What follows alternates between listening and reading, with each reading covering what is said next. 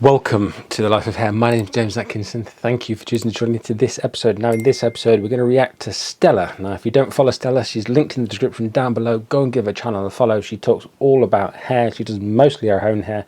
I don't know if she's a professional hairdresser. I have seen some of her videos. I don't think she is. But if she is, I'm very sorry if I've got that wrong. I think she's like the female Brad Mondo.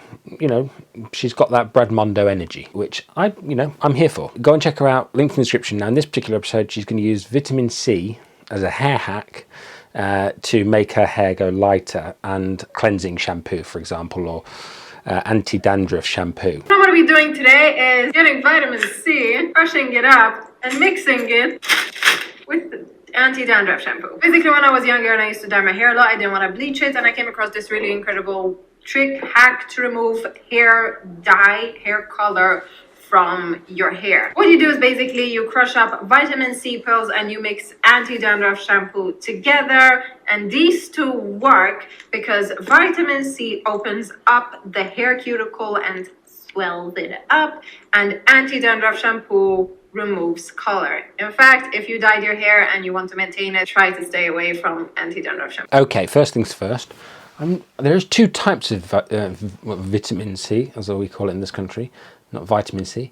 One's acid, one's alkaline. So this must be an alkaline version. I think, let me just double check which one that we use for those type of things, and which ones go in like makeup and stuff like that, and face creams and all that jazz, because they are two different types. Okay, this looks like it should garner some result. You know, like whenever you see something on the internet and you're not 100% sure, do your own research. It's really, I don't know the answer to this, let's find it out. So it seems like the absorbic acid is the one that we can consume, and the ascorbate is the alkaline one that's used for other things. So if that is for consumption, which in a minute you'll see her eat one, I'm assuming actually that is actually acid, which means that if it's acid, it's not doing a job of opening the cuticles, because you need alkaline to open the cuticles. But I don't know, that's just a quick Google. I didn't know the answer to that specifically. If it's very acidic, you can budge the hair, but you don't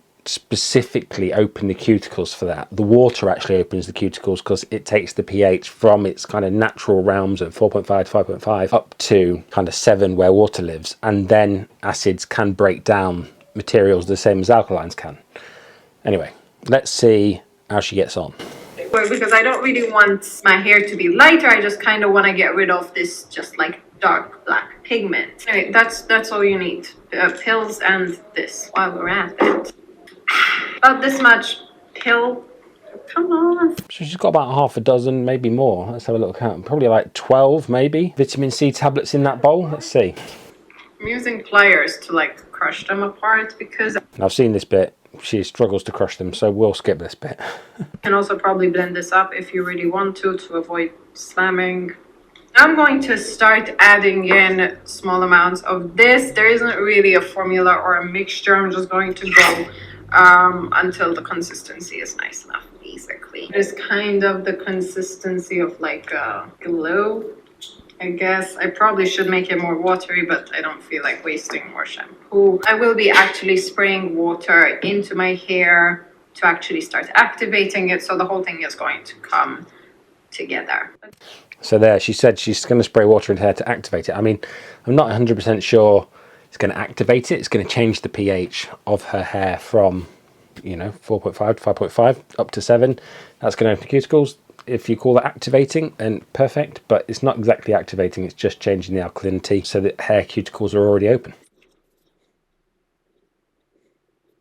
I'm not 1000% sure we want to see her apply this whole thing, but she's just going ad hoc willy-nilly. I would probably say, having seen the end result, that if you at home have had parts of your hair that you don't want to lift, you probably need to apply this quite accurately, but you'll see. And it's actually a look. This is a fun look. It looks cool. I'm gonna leave it on for 30 minutes to try have it go into my hair and actually strip the color out. I don't know how hopeful I am. Black is a tricky color, semi-permanent or not. So I'm going to see if it does remove anything. This might turn into complete poop. I'm gonna see you guys back in 30 minutes with freshly washed hair. Bye. Okay, 30 minutes. Now, with these particular things where they don't have a peroxide and they've got no development time specifically, there's nothing on this vitamin C packet that says leave it on for 30 minutes if you're trying to remove your colour.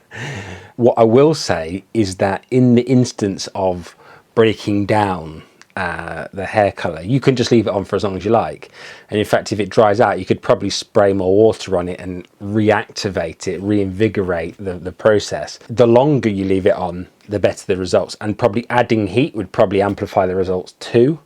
I don't know what her hair would feel like after this. Not very good probably, feel a bit chalky potentially, but anyway, let's see what happens when she washes it off.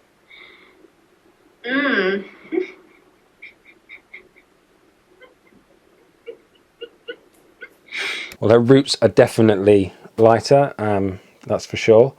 And the ends were like blue-black anyway. So let's just see when she fully dries it. Because for anybody out there watching this and who knows nothing about hair specifically, when your hair is wet, it's about 2 shades darker, maybe even 3 shades darker than it will be when it's dry, because the water on the hair is stopping the light reflecting off the surface, and it's the light reflecting off the surface that makes it look lighter.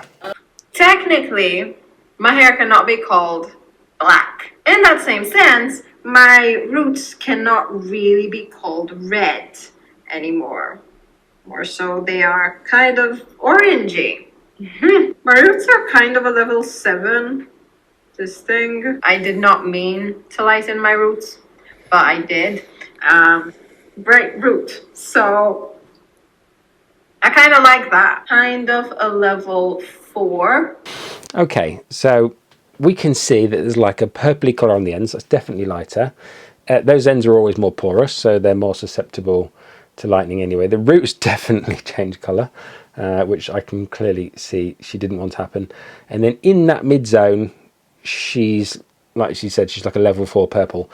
I think previously she was more tonally blue, and that blue tone has come away a little bit, and therefore it's perceptively lighter. So she's probably gone from like a 2-ish to a 4-ish. But what's primarily gone is the kind of over-processed blue tone in her hair. Actually amazing, because that meant that I actually did manage to lighten my black hair, which is a level 1, to a level 4. And in fact, I can see that it cannot technically be called black. You can see these like lighter patches, and obviously my ends were lightened considerably. Pretty fun color, actually. If I were to compare like results, I did manage to lighten my hair quite a bit, actually 4 levels of lift, which is still pretty impressive. I'm actually liking this, even though my hair currently has 3 completely different and on opposing sides of the color spectrum colors on my hair.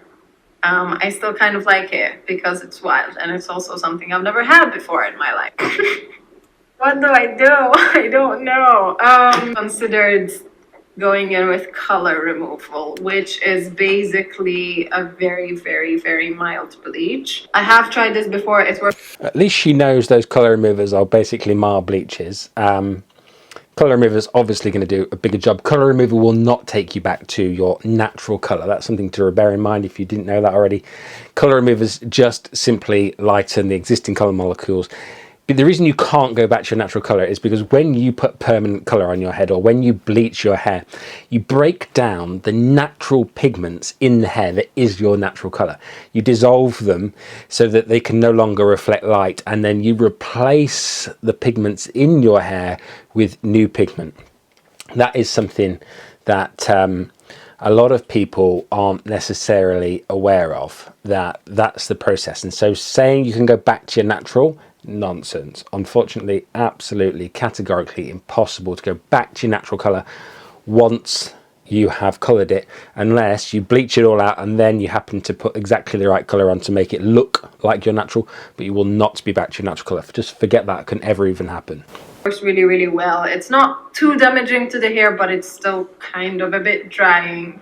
So I think my conscience is telling me to be smart this year and not start it off by putting a harsh thing on my hair. That being said, I think I am going to stop here and not damage my hair further. That being said, this look is not complete. I'm going to apply a massively full face of makeup, probably inspired by this weird bizarre color concoction. Okay, she's going to do her face now.